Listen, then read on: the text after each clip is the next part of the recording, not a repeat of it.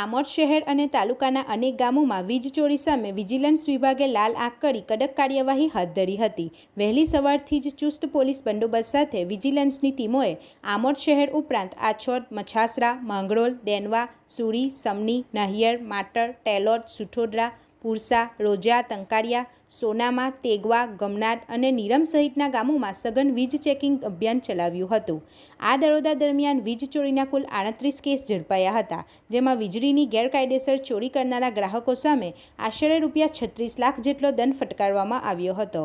વીજ ચોરી કરીને સરકારને અને ઈમાનદાર ગ્રાહકોને નુકસાન પહોંચાડનારાઓ સામે વિભાગે કડક વલણ અપનાવતા વિસ્તારમાં ભારે ફફડાટ ફેલાઈ ગયો હતો।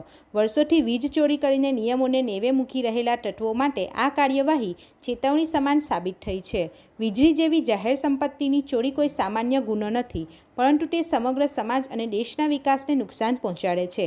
વિજિલન્સ વિભાગની આ કાર્યવાહીથી સ્પષ્ટ સંદેશ આપવામાં આવ્યો છે કે હવે વીજ ચોરી કરનારાઓને કોઈપણ સંજોગોમાં બક્ષવામાં આવશે નહીં। સ્થાનિકોમાં પણ ચર્ચાનો વિષય બન્યો છે કે જો આવી જ રીતે સતત અને નિષ્પક્ષ ચેકિંગ અભિયાન ચાલુ રહેશે તો વીજ ચોરીનું દૂષણ ઘણા અંશે ઘટી શકે છે।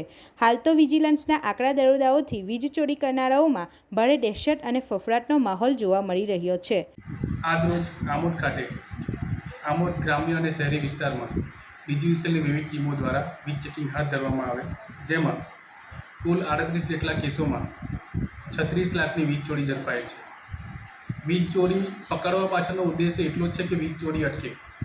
વીજ ચોરી અટકાવવા માટે સરકારશ્રીએ સોલારની યોજના અમલમાં મૂકેલ છે। તો આમોદ તાલુકાની ગ્રાહકોને એટલું જ જણાવવાનું કે પોતાના ઘર ઉપર સોલાર લગાવી પોતે જરૂરી વીજળી જાતે જ બનાવે અને વીજ ચોરી બંધ કરે।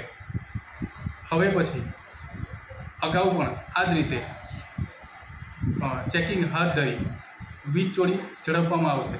તો આમોદની જનતાને વિનંતી કે પોતાના ઘર ઉપર સોલાર લગાવી વીજ ચોરી અટકાવે।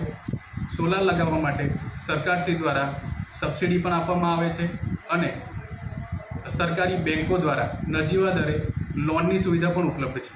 તો ગ્રાહકોને વિનંતી કે લોનની સુવિધાનો લાભ લો અને પોતે જરૂરી વીજળી પોતે જ બનાવો।